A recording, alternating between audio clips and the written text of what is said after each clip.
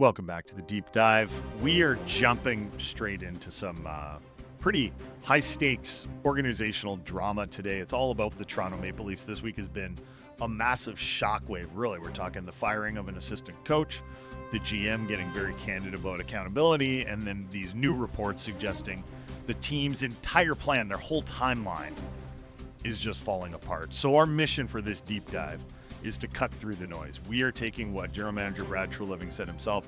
We're stacking it up against analysis from insiders like Chris Johnson and Elliot Friedman, and we're giving you the shortcut to what's really going on. We've got to break down the Mark Savard firing, confirm what's happening with head coach Craig Berube, and maybe the biggest thing, figure out this internal crisis that puts their whole championship window in doubt. It's a lot to unpack, and you're right, the stakes for Toronto just couldn't be higher. What's so valuable here is that we have Treliving's own words, directly from his media availability. It lets us see just how worried the front office really is. Our job is to kind of strip away the PR spin and connect his public comments to what we're hearing from those sources behind the scenes. And hey, before we get into it, if you're ready for this deep dive, do us a quick favor, hit that like button, subscribe to the channel so you don't miss the next one, and drop a comment below letting us know what city you're listening from. It's great to see where everyone's tuning in from. Okay, let's unpack this. The catalyst for everything. Assistant coach Mark Savard is fired. The organization basically just said they tapped out on him, even after a 6-3 win. The timing felt really abrupt. Well, abrupt, but not totally surprising if you've been watching the numbers. This had been brewing for weeks, really. The team's special teams were just abysmal, and Treliving immediately tried to get out in front of it, to control the narrative. He focused on accountability, but without pointing the finger directly. He said, and I'm quoting here, "Those are never fun decisions to make. I want to make it clear that the decision is not putting the blame solely on Mark Savard's feet." That's totally incorrect. That sounds incredibly defensive, doesn't it? I mean, come on, the power play was last in the league. He was the guy responsible for the power play.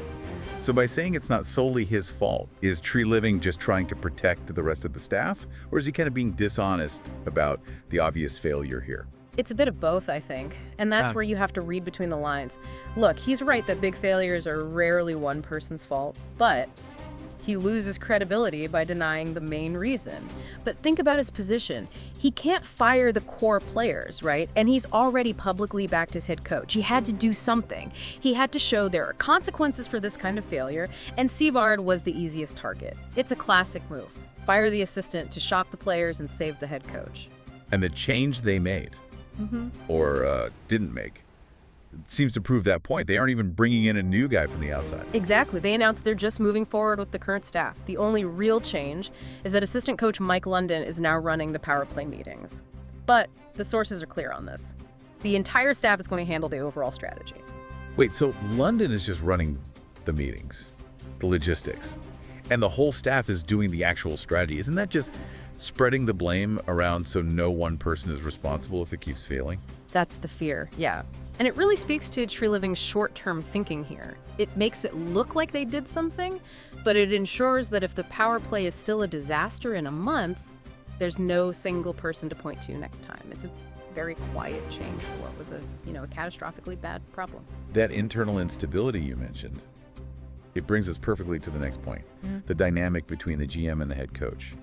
Let's move to the guy Treliving made very clear he is not firing, Craig Berube. Right. And Treliving's support was totally explicit. He said, "I support Craig fully." Yeah. This wasn't just a vote of confidence, it was a declaration. The reports say Berube is not going anywhere, period.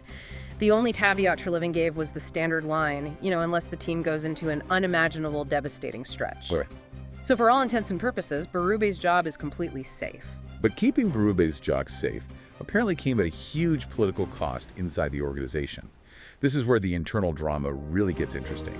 The sources are detailing some real friction now between the head coach and the GM. This is that messy human element you don't usually see. The reports are that Berube is, quote, furious because he and Savard are old buddies from their time in St. Louis. Berube was the one who went to bat for him, who vouched for him with the front office. Wow. So Treliving basically just went over his head coach's head and fired one of his closest allies, a guy that Berube personally championed. How does a head coach who is furious navigate that?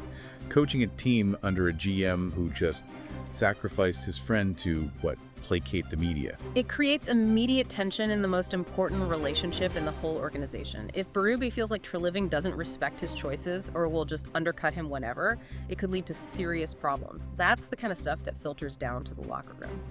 The stability Treliving was trying to project by backing, Berube is almost immediately canceled out by the drama he created firing Svard. Speaking of chaos, right after this happened, the trade rumors started flying, especially about the core guys.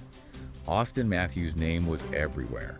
Just the fact that we're even talking about trading the league's best goal scorer halfway through a season. It shows you how deep this crisis is. Treliving did address it, but the language he used is so important. He said, no, we're not looking for that at this time. He also made a point to say the team has not turned the page on this season. They still plan to win. They still plan to make the playoffs. That phrase, at this time, that's the whole thing, isn't it? It's not a no, never. It's a no, not right now. He's shutting down the current rumors, but he's leaving that door open just enough to signal that if this team keeps failing, all bets are off come the offseason. It's a very delicate tightrope walk. It just shows you how immense the pressure is internally. They feel like they have to succeed now because that longer-term plan they had, well, it's already in trouble. And that leads us perfectly to the biggest, most critical piece of information from our sources, this truly shocking revelation about the Leafs championship timeline. Yeah, if you connect all this recent chaos to the big picture, the reporting from Chris Johnson is just sobering. The thinking inside the organization for a while now was that they had a clear 3-year window left to chase a championship. The whole plan was built around the core's contracts, their peak years. But the key insight now is that after this disastrous start to the season, that 3-year window is, quote, completely in question. That is just catastrophic. I mean, all of modern sports is built on these windows, especially with the salary cap.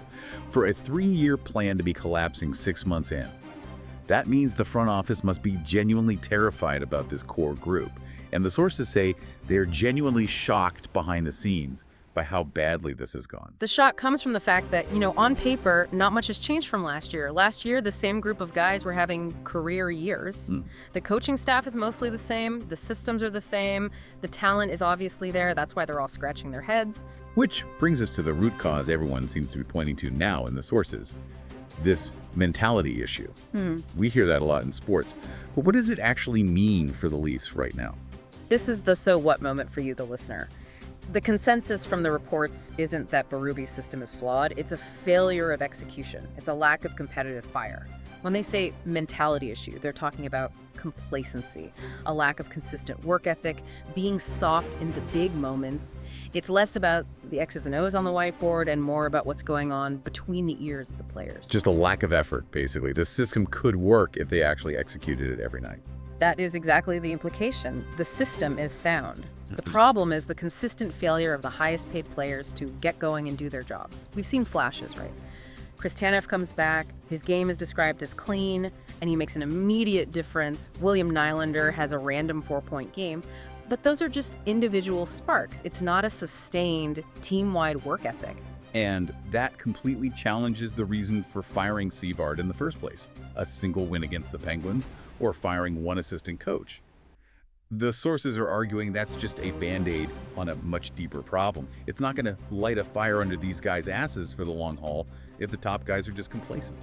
Exactly. So the Svard firing, it starts to look like this desperate move just to shock the room for a couple of weeks. But the fact that the 3-year window is already collapsing confirms that Treliving knows he needs to change the player mindset because he's already backed his coach and he's backed his system. If that mindset doesn't change, the consequences are going to go way beyond just this one season. So, to boil it all down for you, here are the 3 crucial things to take away. 1, Brad Treliving is standing firm with his coach, Craig Berube, even if it creates some friction. 2, the main problem has been officially diagnosed inside the building as a player mentality issue, not a coaching or system issue. And 3, and this is the big one,